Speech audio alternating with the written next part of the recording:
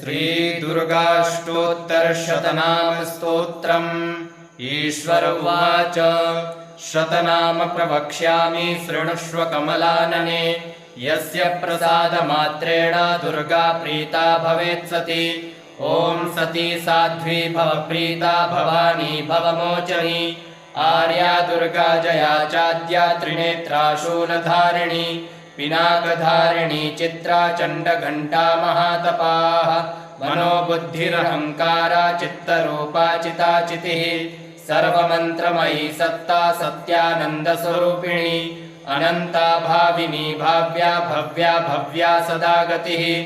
शाम्भवी देवमाता च चिन्तारत्नप्रिया सदा। सर्वविद्या दक्षकन्या दक्षयज्ञविनाशिनी। अपर्णानेकवर्णा च पाटला पाटलावती। पट्टाम्बरपरिधाना कलमञ्जीररञ्जिनी। अमेय विक्रमा क्रूरा सुन्दरी सुरसुन्दरी। वनदुर्गा च माताङ्गी मतङ्गमुनिपूजिता। ब्राह्मी माहेश्वरी चैन्द्री कौमारी वैष्णवी तथा। चामुण्डा चैव वाराही लक्ष्मीश्च पुरुषाकृतिः। विमलोत्कर्षिणी ज्ञाना क्रिया नित्या च बुद्धिदा। बहुला बहुलप्रेमा सर्ववाहनवाहना। निशुम्भशुम्भहननी महिषासुरमर्दिनी।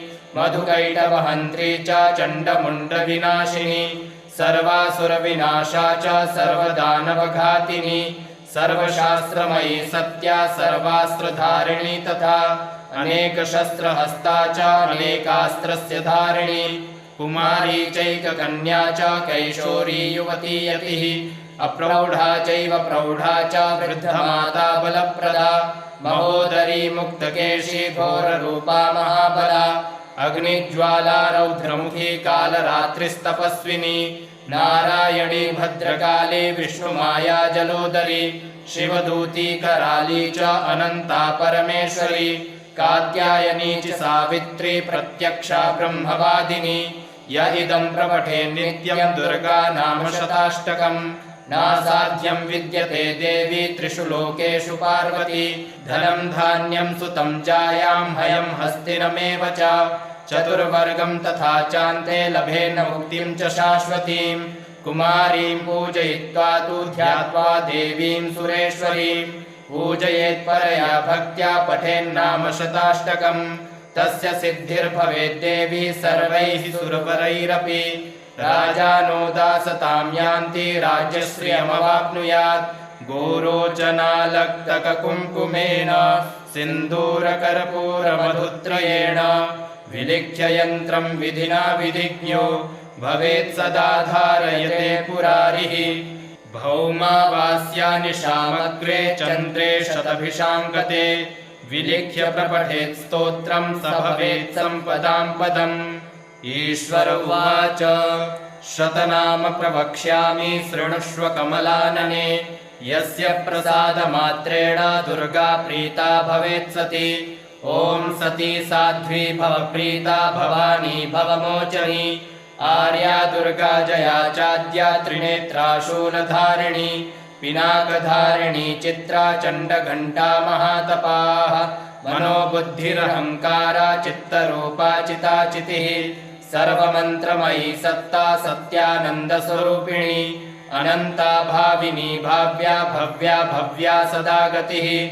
शाम्भवी देवमाता च चिन्तारत्नप्रिया सदा। सर्वविद्या दक्षकन्या दक्षयज्ञविनाशिनी। अपर्णानेकवर्णा च पाटला पाटलावती। पट्टाम्बरपरिधाना कलमञ्जीररञ्जिनी। अमेय विक्रमा क्रूरा सुन्दरी सुरसुन्दरी। वनदुर्गा च माताङ्गी मतङ्गमुनिपूजिता। ब्राह्मी माहेश्वरी चैन्द्री कौमारी वैष्णवी तथा। चामुण्डा चैव वाराही लक्ष्मीश्च पुरुषाकृतिः। विमलोत्कर्षिणी ज्ञाना क्रिया नित्या च बुद्धिदा। बहुला बहुलप्रेमा सर्ववाहनवाहना। निशुम्भशुम्भहननी महिषासुरमर्दिनी। मधुकैटवहन्त्री च चण्डमुण्डविनाशिनी। सर्वासुरविनाशा च सर्वदानवघातिनी। सर्वशास्त्रमयी सत्या सर्वास्त्रधारिणी तथा। अनेकशस्त्रहस्ता च अनेकास्त्रस्य धारिणी। कुमारी चैककन्या च कैशोरी युवती यतिः अप्रौढा चैव प्रौढा च वृद्धमाता बलप्रदा महोदरी मुक्तकेशी घोररूपा महाबला अग्निज्वाला रौद्रमुखी कालरात्रिस्तपस्विनी नारायणी भद्रकाली विष्णुमाया जलोदरी शिवदूती कराली च अनन्ता परमेश्वरी कात्यायनी च सावित्री प्रत्यक्षा ब्रह्मवादिनी य इदं प्रपठे नित्यं दुर्गा नाम शताष्टकम् नासाध्यं विद्यते देवी त्रिषु लोकेषु पार्वती धनं धान्यं सुतं जायां हयं हस्तिनमेव च चतुर्वर्गं तथा चान्ते लभेन मुक्तिं च शाश्वतीं कुमारीं पूजयित्वा तु ध्यात्वा देवीं सुरेश्वरीं पूजयेत् परया भक्त्या पठेन्नाम शताष्टकम् तस्य सिद्धिर्भवेद्देवी सर्वैः सुरवरैरपि राजानो दासतां यान्ति राज्यश्रियमवाप्नुयात् गोरोचनालक्तककुङ्कुमेन सिन्दूरकर्पूरमधुत्रयेण विलिख्य यन्त्रं विधिना विधिज्ञो भवेत् सदा धारयते पुरारिः भौमावास्यानिशामग्रे चन्द्रे शतभिषां गते विलिख्य प्रपठेत् स्तोत्रं स भवेत् सम्पदां पदम् ईश्वर उवाच शतनाम प्रवक्ष्यामि शृणुष्व कमलानने यस्य प्रसादमात्रेण दुर्गा प्रीता भवेत् सती ॐ सती साध्वी भव प्रीता भवानी भवमोचनी आर्या दुर्गा जया चाद्या त्रिनेत्रा शूलधारिणी पिनाकधारिणी चित्रा चण्डघण्टा महातपाः मनोबुद्धिरहङ्कारा चित्तरूपा चिताचितिः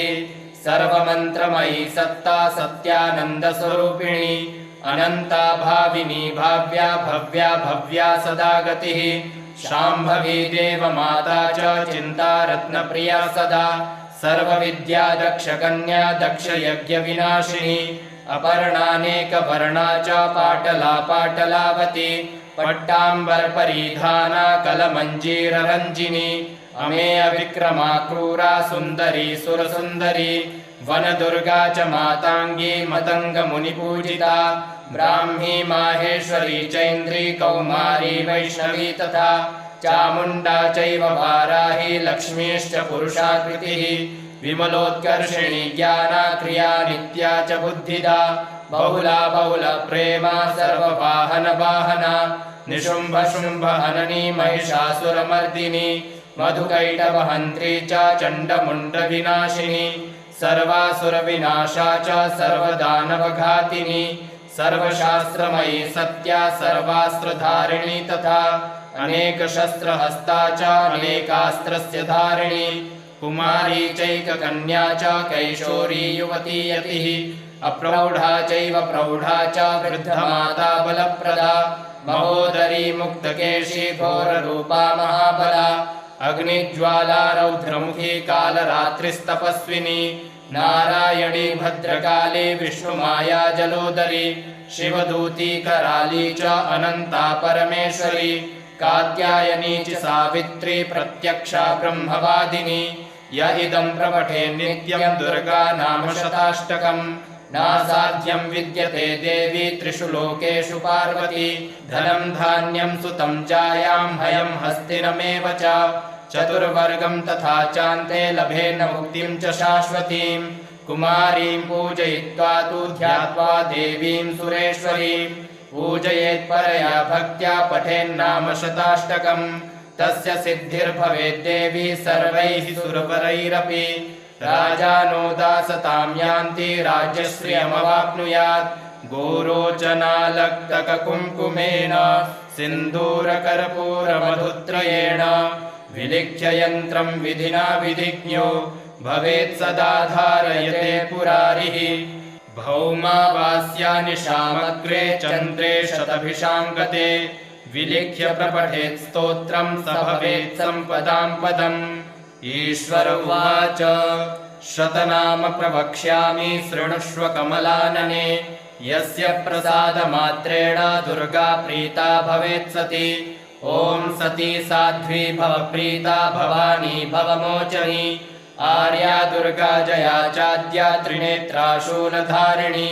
पिनाकधारिणी चित्रा चण्डघण्टा महातपाः मनोबुद्धिरहङ्कारा चित्तरूपा चिताचितिः सर्वमन्त्रमयी सत्ता सत्यानन्दस्वरूपिणी अनन्ता भाविनी भाव्या भव्या भव्या सदा गतिः शाम्भवी देवमाता च चिन्तारत्नप्रिया सदा सर्वविद्या दक्षकन्या दक्षयज्ञविनाशिनी अपर्णानेकवर्णा च पाटला पाटलावती पट्टाम्बरपरिधाना कलमञ्जीररञ्जिनी अमेय विक्रमा क्रूरा सुन्दरी सुरसुन्दरी वनदुर्गा च माताङ्गी मतङ्गमुनिपूजिता ब्राह्मी माहेश्वरी चैन्द्री कौमारी वैष्णवी तथा चामुण्डा चैव वाराही लक्ष्मीश्च पुरुषाकृतिः विमलोत्कर्षिणी ज्ञाना क्रिया नित्या च बुद्धिदा बहुला बहुलप्रेमा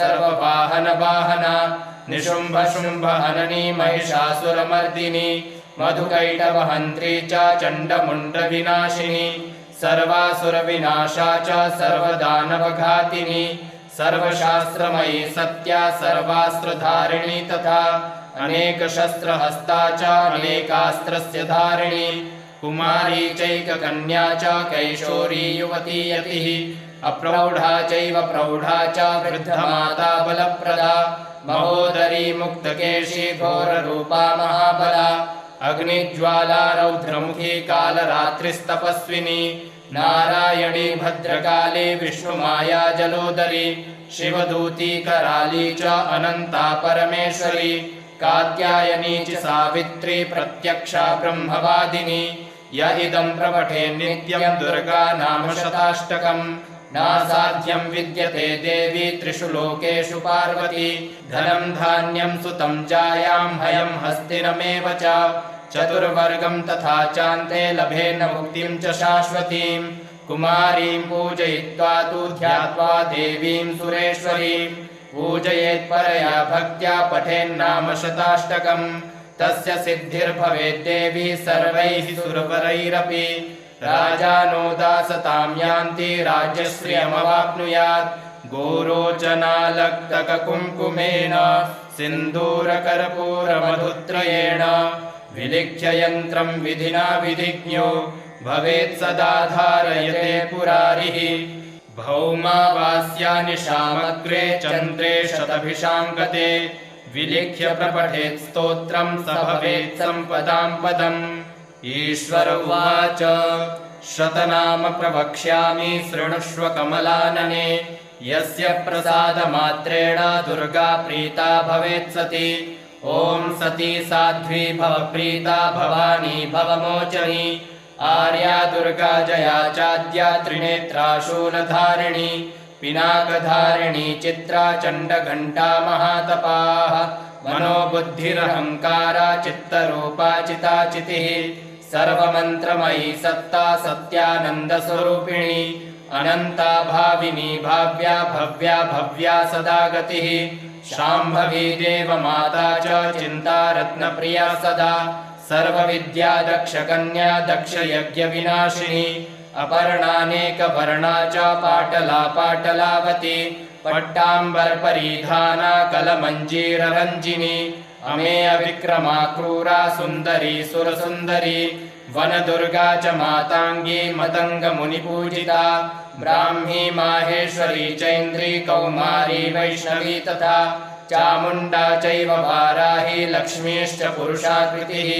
विमलोत्कर्षिणी ज्ञाना क्रिया नित्या च बुद्धिदा बहुला बहुलप्रेमा सर्ववाहनवाहना निशुम्भशुम्भहननी महिषासुरमर्दिनी मधुकैटवहन्त्री च चण्डमुण्डविनाशिनी सर्वासुरविनाशा च सर्वदानवघातिनी सर्वशास्त्रमयी सत्या सर्वास्त्रधारिणी तथा अनेकशस्त्रहस्ता च अनेकास्त्रस्य धारिणी कुमारी चैककन्या च कैशोरी युवती यतिः अप्रौढा चैव प्रौढा च वृद्धमाता बलप्रदा महोदरी मुक्तकेशी घोररूपा महाबला अग्निज्वाला रौद्रमुखी कालरात्रिस्तपस्विनी नारायणी भद्रकाली विष्णुमाया जलोदरी शिवदूती कराली च अनन्ता परमेश्वरी कात्यायनी च सावित्री प्रत्यक्षा ब्रह्मवादिनी य इदं प्रपठे नित्यं दुर्गा नाम शताष्टकम्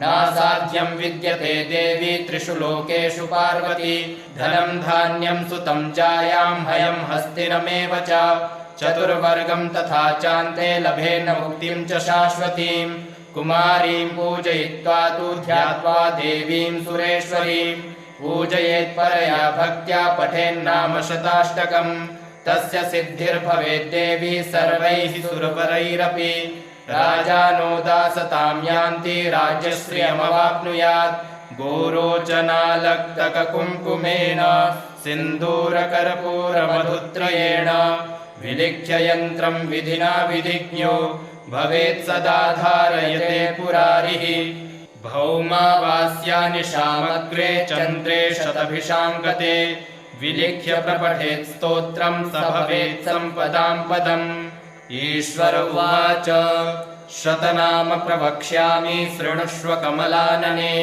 यस्य प्रसादमात्रेण दुर्गा प्रीता भवेत् सती ॐ सती साध्वी भव प्रीता भवानी भवमोचनी आर्या दुर्गा जया चाद्या त्रिनेत्रा शूलधारिणी पिनाकधारिणी चित्रा चण्डघण्टा महातपाः मनोबुद्धिरहङ्कारा चित्तरूपा चिताचितिः सर्वमन्त्रमयी सत्ता सत्यानन्दस्वरूपिणी अनन्ता भाविनी भाव्या भव्या भव्या सदा गतिः शाम्भवी देवमाता च चिन्ता रत्नप्रिया सदा सर्वविद्या दक्षकन्या दक्षयज्ञविनाशिनी अपर्णानेकवर्णा च पाटला पाटलावती पट्टाम्बरपरिधाना कलमञ्जीररञ्जिनी अमेय विक्रमा क्रूरा सुन्दरी सुरसुन्दरी वनदुर्गा च माताङ्गी मतङ्गमुनिपूजिता ब्राह्मी माहेश्वरी चैन्द्री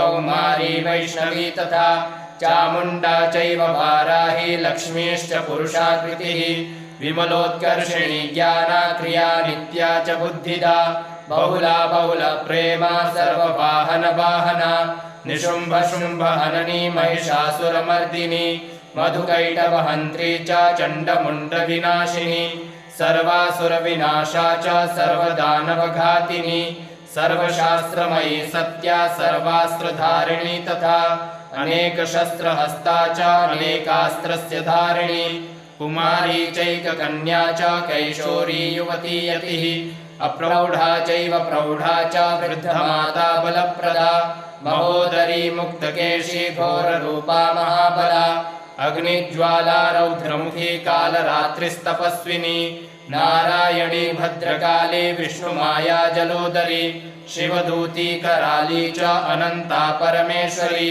कात्यायनी च सावित्री प्रत्यक्षा ब्रह्मवादिनी य इदं प्रपठे नित्यं दुर्गा नाम शताष्टकम् नासाध्यं विद्यते देवी त्रिषु लोकेषु पार्वती धनं धान्यं सुतं जायां हयं हस्तिनमेव च चतुर्वर्गं तथा चान्ते लभेन मुक्तिं च शाश्वतीं कुमारीं पूजयित्वा तु ध्यात्वा देवीं सुरेश्वरीं पूजयेत् परया भक्त्या पठेन्नाम शताष्टकम् तस्य सिद्धिर्भवेद्देवी सर्वैः सुरवरैरपि राजानो दासतां यान्ति राज्यश्रियमवाप्नुयात् गोरोचनालक्तककुङ्कुमेन सिन्दूरकर्पूरमधुत्रयेण विलिख्य यन्त्रं विधिना विधिज्ञो भवेत् सदा धारयते पुरारिः भौमावास्यानिशामग्रे चन्द्रे शतभिषां गते विलिख्य प्रपठेत् स्तोत्रं स भवेत् सम्पदां पदम्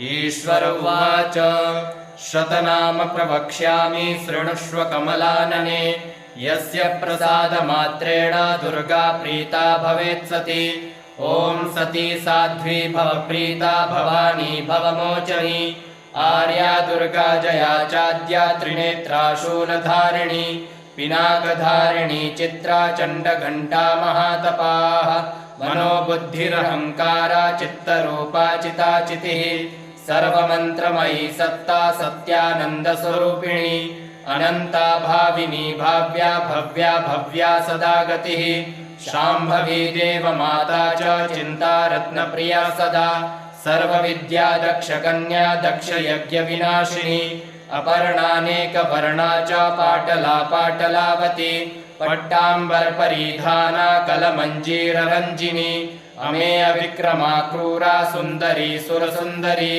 वनदुर्गा च माताङ्गी मतङ्गमुनिपूजिता ब्राह्मी माहेश्वरी चैन्द्री कौमारी वैष्णवी तथा चामुण्डा चैव वाराही लक्ष्मीश्च पुरुषाकृतिः विमलोत्कर्षिणी ज्ञाना क्रिया नित्या च बुद्धिदा बहुला बहुलप्रेमा सर्ववाहनवाहना निशुम्भशुम्भहननी महिषासुरमर्दिनी मधुकैटवहन्त्री च चण्डमुण्डविनाशिनी सर्वासुरविनाशा च सर्वदानवघातिनी सर्वशास्त्रमयी सत्या सर्वास्त्रधारिणी तथा अनेकशस्त्रहस्ता च अनेकास्त्रस्य धारिणी कुमारी चैककन्या च कैशोरी युवती यतिः अप्रौढा चैव प्रौढा च वृद्धमाता बलप्रदा महोदरी मुक्तकेशी घोररूपा महाबला अग्निज्वाला रौद्रमुखी कालरात्रिस्तपस्विनी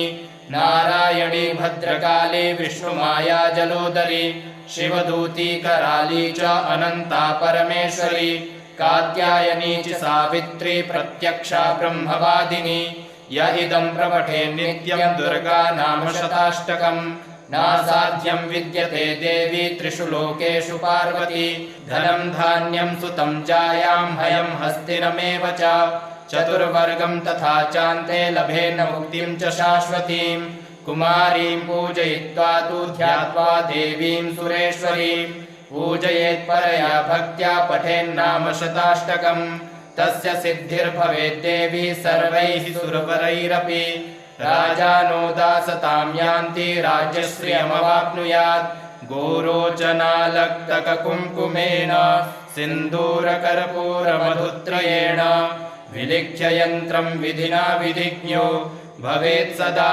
धारयते पुरारिः भौमावास्यानि शामग्रे चन्द्रे शतभिषां गते विलिख्य प्रपठेत् स्तोत्रं स भवेत् सम्पदां पदम् ईश्वर उवाच शतनाम प्रवक्ष्यामि शृणुष्व कमलानने यस्य प्रसादमात्रेण दुर्गा प्रीता भवेत् सती ॐ सती साध्वी भव प्रीता भवानी भवमोचनी आर्या दुर्गा जया चाद्या त्रिनेत्रा शूलधारिणी पिनाकधारिणी चित्रा चण्डघण्टा महातपाः मनोबुद्धिरहङ्कारा चित्तरूपा चिताचितिः सर्वमन्त्रमयी सत्ता सत्यानन्दस्वरूपिणी अनन्ता भाविनी भाव्या भव्या भव्या सदा गतिः शाम्भवी देवमाता च चिन्ता रत्नप्रिया सदा सर्वविद्या दक्षकन्या दक्षयज्ञविनाशिनी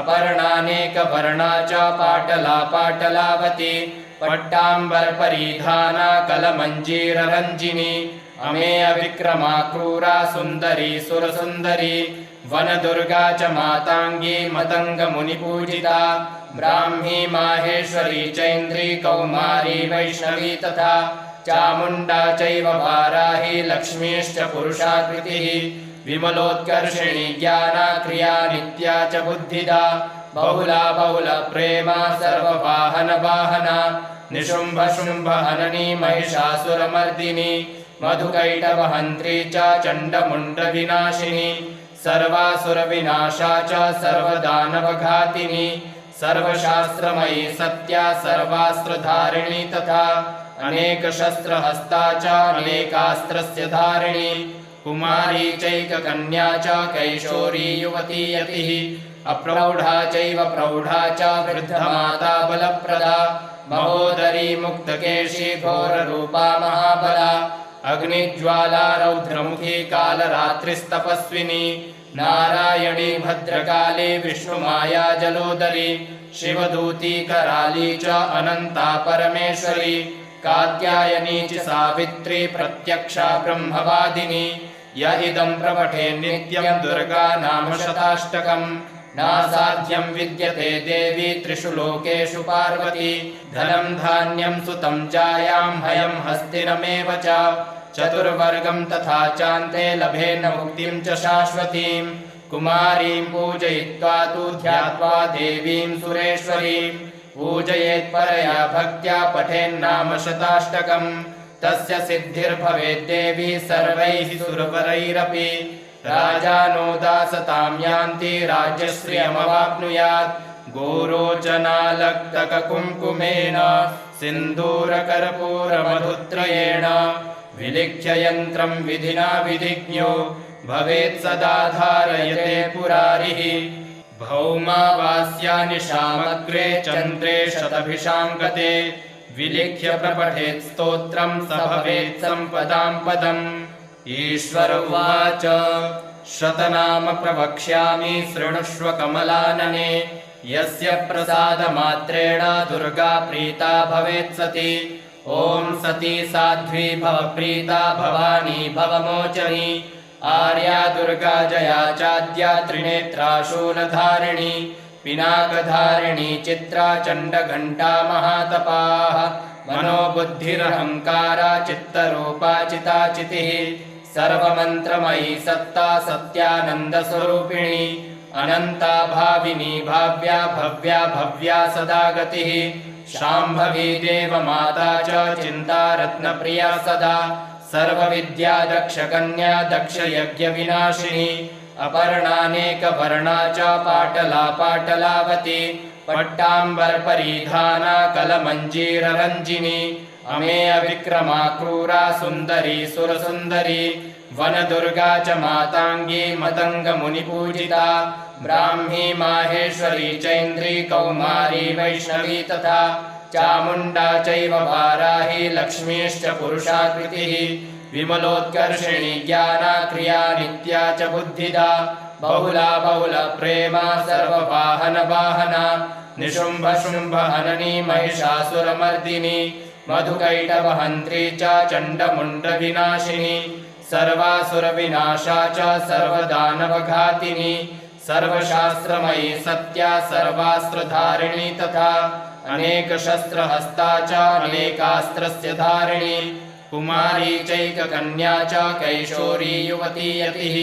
अप्रौढा चैव प्रौढा च वृद्धमाता बलप्रदा महोदरी मुक्तकेशी घोररूपा महाबला अग्निज्वाला रौद्रमुखी कालरात्रिस्तपस्विनी नारायणी भद्रकाली विष्णुमाया जलोदरी शिवदूती कराली च अनन्ता परमेश्वरी कात्यायनी च सावित्री प्रत्यक्षा ब्रह्मवादिनी य इदं प्रपठे नित्यं दुर्गा नाम शताष्टकम् नासाध्यं विद्यते देवी त्रिषु लोकेषु पार्वती धनं धान्यं सुतं जायां हयं हस्तिनमेव च चतुर्वर्गं तथा चान्ते लभेन मुक्तिं च शाश्वतीं कुमारीं पूजयित्वा तु ध्यात्वा देवीं सुरेश्वरीं पूजयेत् परया भक्त्या पठेन्नाम शताष्टकम् तस्य सिद्धिर्भवेद्देवी सर्वैः सुरवरैरपि राजानो दासतां यान्ति राज्यश्रियमवाप्नुयात्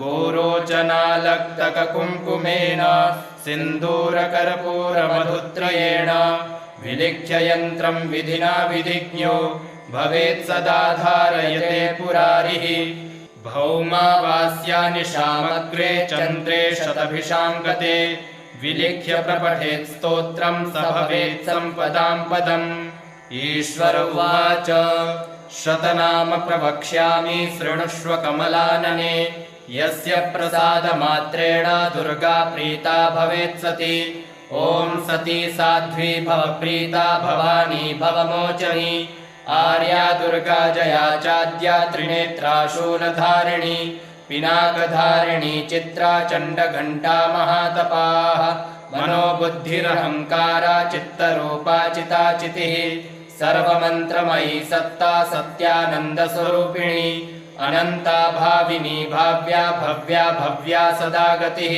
शाम्भवी देवमाता च चिन्तारत्नप्रिया सदा सर्वविद्या दक्षकन्या दक्षयज्ञविनाशिनी अपर्णानेकवर्णा च पाटला पाटलावती पट्टाम्बरपरिधाना कलमञ्जीररञ्जिनी अमेय विक्रमा क्रूरा सुन्दरी सुरसुन्दरी वनदुर्गा च माताङ्गी मतङ्गमुनिपूजिता ब्राह्मी माहेश्वरी चैन्द्री कौमारी वैष्णवी तथा चामुण्डा चैव वाराही लक्ष्मीश्च पुरुषाकृतिः विमलोत्कर्षिणी ज्ञाना क्रिया नित्या च बुद्धिदा बहुला प्रेमा सर्ववाहना निशुम्भ हननी महिषासुरमर्दिनी मधुकैटवहन्त्री च चण्डमुण्डविनाशिनी सर्वासुरविनाशा च सर्वदानवघातिनी सर्वशास्त्रमयी सत्या सर्वास्त्रधारिणी तथा अनेकशस्त्रहस्ता च अनेकास्त्रस्य धारिणी कुमारी चैककन्या च कैशोरी युवती यतिः अप्रौढा चैव प्रौढा च वृद्धमाता बलप्रदा महोदरी मुक्तकेशी घोररूपा महाबला अग्निज्वाला रौद्रमुखी कालरात्रिस्तपस्विनी नारायणी भद्रकाली विष्णुमाया जलोदरी शिवदूती कराली च अनन्ता परमेश्वरी कात्यायनी च सावित्री प्रत्यक्षा ब्रह्मवादिनी य इदं प्रपठे नित्यं दुर्गा नाम शताष्टकम् नासाध्यं विद्यते देवी त्रिषु लोकेषु पार्वती धनं धान्यं सुतं जायां हयं हस्तिनमेव च चतुर्वर्गं तथा चान्ते लभेन मुक्तिं च शाश्वतीं कुमारीं पूजयित्वा तु ध्यात्वा देवीं सुरेश्वरीं पूजयेत्परया भक्त्या पठेन्नाम शताष्टकम्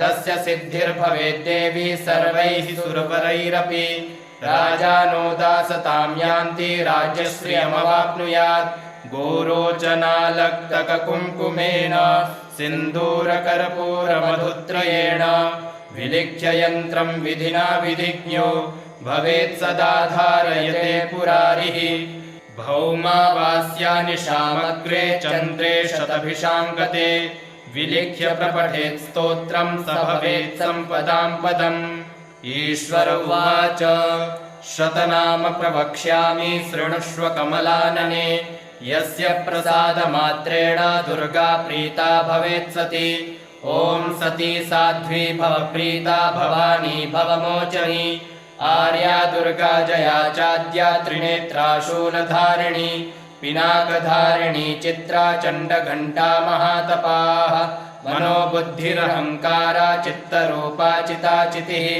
सर्वमन्त्रमयी सत्ता सत्यानन्दस्वरूपिणी अनन्ता भाविनी भाव्या भव्या सदा गतिः शाम्भवी देवमाता च चिन्तारत्नप्रिया सदा सर्वविद्या दक्षकन्या दक्षयज्ञविनाशिनी अपर्णानेकवर्णा च पाटला पाटलावती पट्टाम्बरपरिधाना कलमञ्जीररञ्जिनी अमेय विक्रमा क्रूरा सुन्दरी सुरसुन्दरी वनदुर्गा च माताङ्गी मतङ्गमुनिपूजिता ब्राह्मी माहेश्वरी चैन्द्री कौमारी वैष्णवी तथा चामुण्डा चैव वाराही लक्ष्मीश्च पुरुषाकृतिः विमलोत्कर्षिणी ज्ञाना क्रिया नित्या च बुद्धिदा बहुला प्रेमा सर्ववाहना निशुम्भ हननी महिषासुरमर्दिनी मधुकैटवहन्त्री च चण्डमुण्डविनाशिनी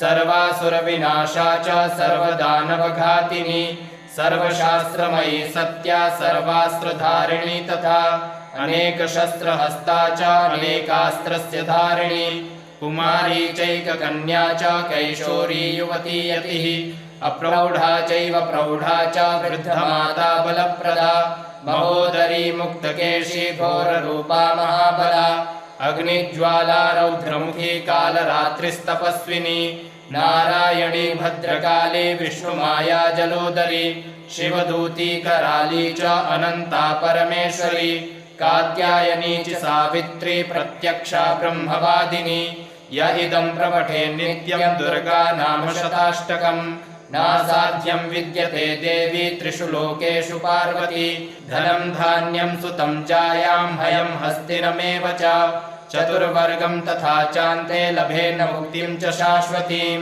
कुमारीं पूजयित्वा तु ध्यात्वा देवीं सुरेश्वरीं पूजयेत्परया भक्त्या पठेन्नाम शताष्टकम् तस्य सिद्धिर्भवेद्देवी सर्वैः सुरवरैरपि राजानो दासतां यान्ति राज्यश्रियमवाप्नुयात् गोरोचनालक्तककुङ्कुमेन सिन्दूरकर्पूरमधुत्रयेण विलिख्य यन्त्रं विधिना विधिज्ञो भवेत् सदा धारयते पुरारिः भौमावास्यानि शामग्रे चन्द्रे शतभिषां गते विलिख्य प्रपठेत् स्तोत्रं स भवेत् सम्पदां पदम् श्रीविश्वसारतन्त्रे दुर्गाष्टोत्तरशतनामस्तोत्रं समाप्तम् श्रीजगदम्बार्पणमस्तु।